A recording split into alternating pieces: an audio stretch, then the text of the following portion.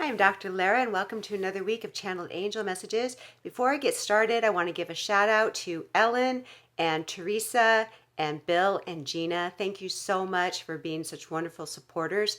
I really, really appreciate you showing up every week and your financial support. It just means so much to me. So thank you so, so much. So on that note, I just want to let you know if you are looking for a way to move through something that you have been holding on to or just can't seem to get past, or if you're looking for direction, or if you're ready to really heal on a deep, deep level, the angels and I would love to assist you on that. So if you feel called to do that, you can go to my website, drlararomero.com, and you can sign up for a session, and I would be absolutely honored to help you through this part of your journey. So with that, let's see what messages come through today.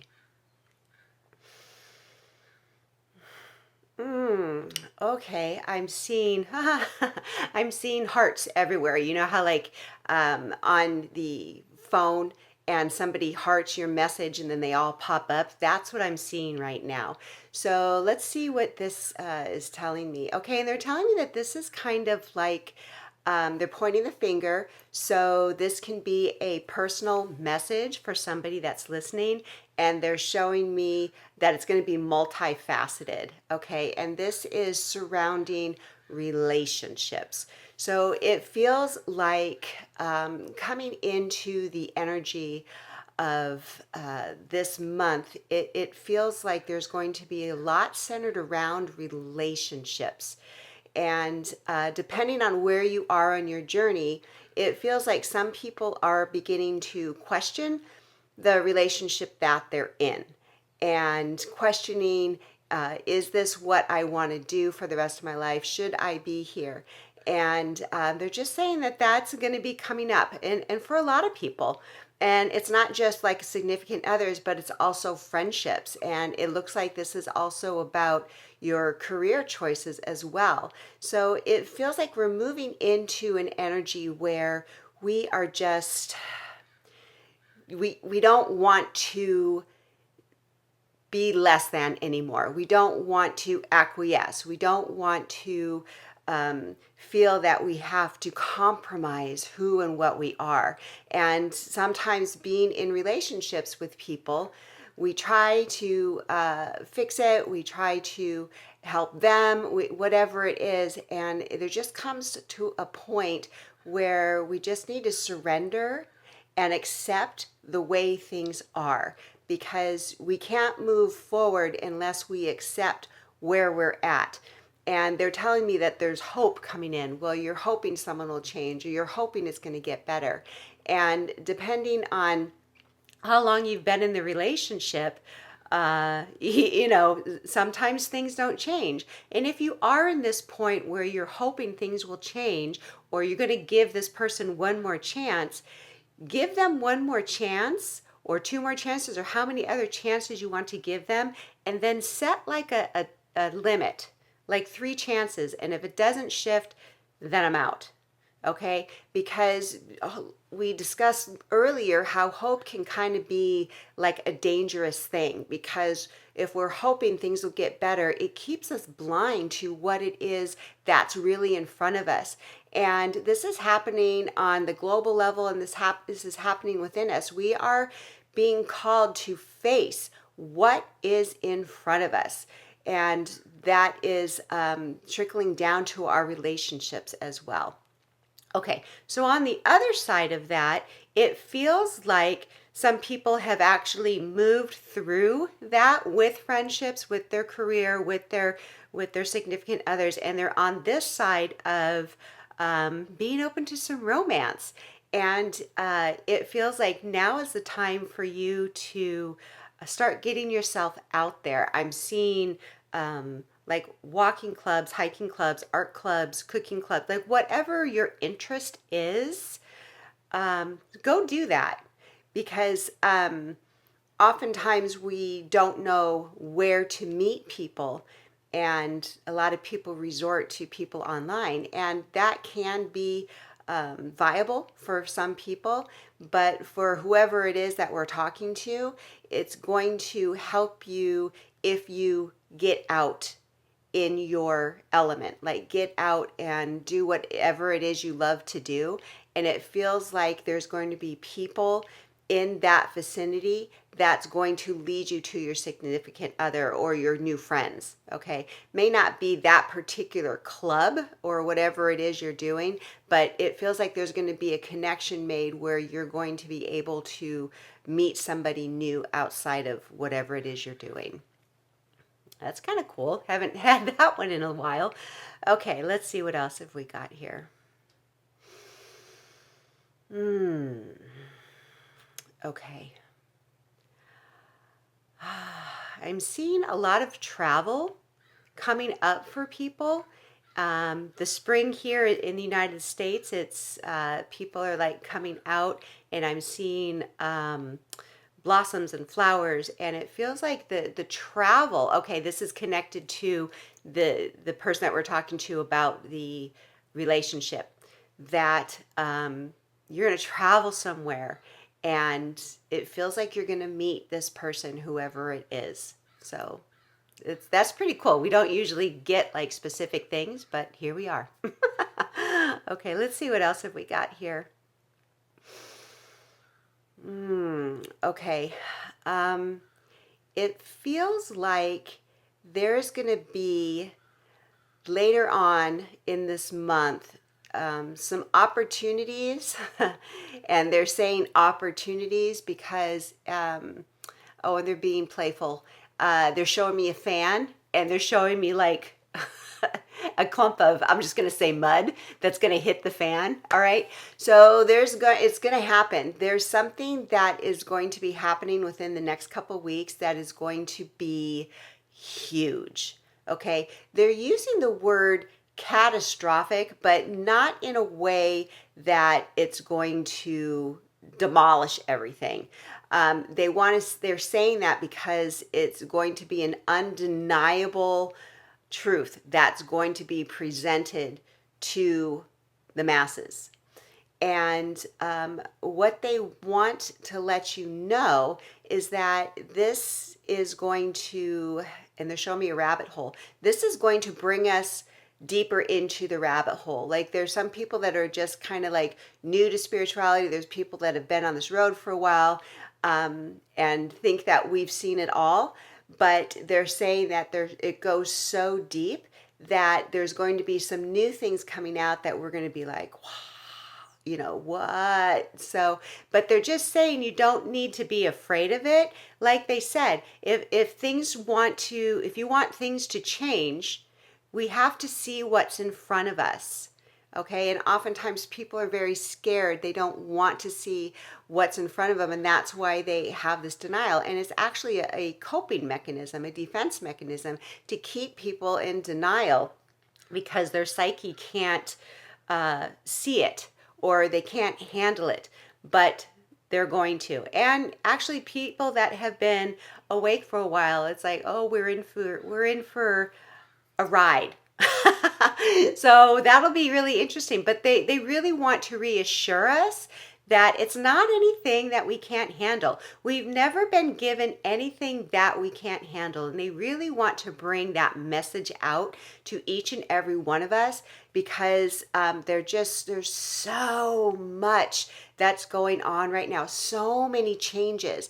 And it's not necessarily bad changes that make us fearful. It's just change that makes us afraid because we don't know what's coming. And oftentimes we feel safer in our little cocoon, even though it's miserable, but we know what to expect. So there's a certain element of safety there. But they really want to encourage us to come out of this little cocoon that we've been in, this safety net that we've been holding on to, and embrace change. Embrace the new, because what's waiting for us on the other side of all this tumultuous activity and the breaking down is something that is like really magical. And they're showing me like fairy dust, like it really is magical. And they want to help us remember how powerful we are. Oftentimes we think that we are not making a difference, or what was one little person do. And the thing is that when each person says, I shine my light and I know that I'm reaching people, that gives other people the opportunity to do it as well, and then the momentum builds. But if you think that you can't do anything and you stay in the mode of victimhood or complaining, that really doesn't do anything except perpetuate what's already going on. So they really want you to understand how powerful you really are. Okay? And there's going to be a lot of emotional cleansing. Okay, they're showing me a lot of emotional cleansing, and because we're coming into like the Pisces, the time of Pisces, it's very emotional. But they want to let you know that you've got this, and to remember that you are not your emotions. It's just something that is coming up, and if you are experiencing like fear or doubt or worry, that is just a belief structure that you have that you're holding on to. And when these emotions come up, look at that, because they're coming up for a reason. And it's because it's not a truth. Okay? It's just the ego thinking certain perspectives and beliefs, but it's coming up now to be released. So when you have these emotions, feel them, of course, but maybe ask what belief is causing the fear, what belief is causing the worry, and then set the intention. I'm ready to let this go. I'm ready to let this leave my body. I'm ready to let go of the memory that I'm holding in my cells, and I'm willing to embrace something new. Because that's what we're doing. Actually, they're telling me that everybody's doing that, but if you can do it consciously, you're going to be able to move through the next 2 or 3 weeks a lot easier. And they're showing me like rivers, okay, moving. And they're showing me like the willow tree going like this and bending and swaying in the wind. And it's going to be an emotional roller coaster. But if the more that you can go with the flow and allow yourself to move through the emotions that you're having and not judge them or try to shift them really fast or try to get out of it, but to really feel those emotions and let them move through you with the intention of letting them go, you're going to move a little bit easier through the next few weeks. Okay? And they're showing me like rocks in the stream.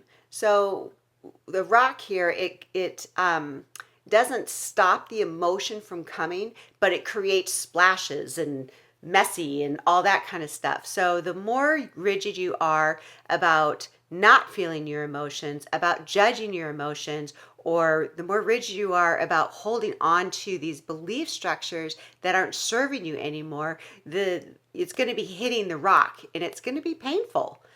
More painful than it needs to be. Okay, there's the message.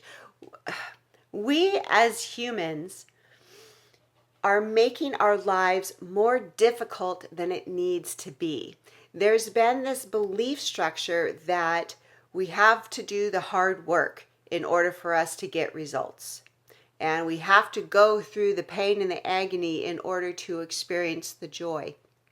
And there's a certain element of truth to that, because you have to feel your emotions, right? And you have to put effort in. But what they're saying, they're showing me like someone's pushing up a boulder up the hill. Like, we don't need to do that. We don't need to push the boulder up the hill. And they're telling me in this instance, the path of least resistance is the more joyful path. Okay, that doesn't mean we're lazy. It doesn't mean we're not doing the work that we need to do, but we don't need to push so hard trying to get to the destination, and we don't need to push so hard trying to find the solution. The more that we sit and get into a creative space or a quiet space, that's when the answers are come. So they're showing me right now a butterfly. And I think last the video we were talking about cocoons, okay, and the butterflies. So here are the butterflies again. And what they're saying is that if we want a butterfly to come and sit on our shoulder, we're not going to get the butterfly to do that if we're constantly running around and doing stuff. We have to be still and quiet and peaceful in order for the butterfly to sit on our shoulders, right? And it's the same thing with happiness. Okay, so they're equating the butterfly with happiness. So if we're looking outside for happiness, if we're constantly trying to find things that make us happy, if we're constantly trying to find people to fill that void, if we're constantly trying to do things to avert from feeling anything uncomfortable, it's going to elude us. That happiness, that butterfly, is going to be flying all over the place outside of your vicinity. But the more that you come into your beingness and connect with your soul and listen to the guidance and the intuition that you have, it's going to guide you to your highest and best good. We're always being guided to our highest and best good, but we get to choose how we get there. And our highest and best good, isn't it enjoying life? Even with all of the turmoil going on outside of us, we can still find those peaceful, quiet moments that tap into that joy. We have the joy within us. So stop looking outside of yourself to make your life better, to make you happier. That comes from within. And they're telling me to start asking the questions, how can I? So if you find yourself in a position of not liking where you're at, ask, how can I get out of this? Or what lessons do I need to learn from this so I can move on? Okay? So they're telling me that once we get through like the next it feels like 3 weeks, we're going to find that we're going to be sitting in another level of inner peace. And it feels like a lot of you have been having these moments of just feeling peaceful, of feeling blissful. They're fleeting, maybe, or sometimes they can be longer, but they're telling me that we're going to start feeling this more and more. And when you feel that joy, sit with it and be grateful for it and acknowledge it, because when you do that, it expands. And when you expand something, the universe is seeing that and it's matching your vibration. So the more you feel, the more you appreciate the joy that you do feel, the bigger it's going to get, and the more things are going to be in your life where you can experience that joy. Okay, let me see if there's anything else.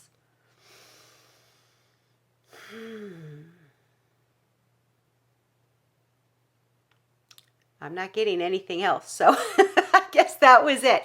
So anyway, thank you so much for being here. Thank you for your support. I truly, truly am grateful for each and every one of you. I love your comments. I love your support. I love your energy. Thank you so, so much, and many blessings.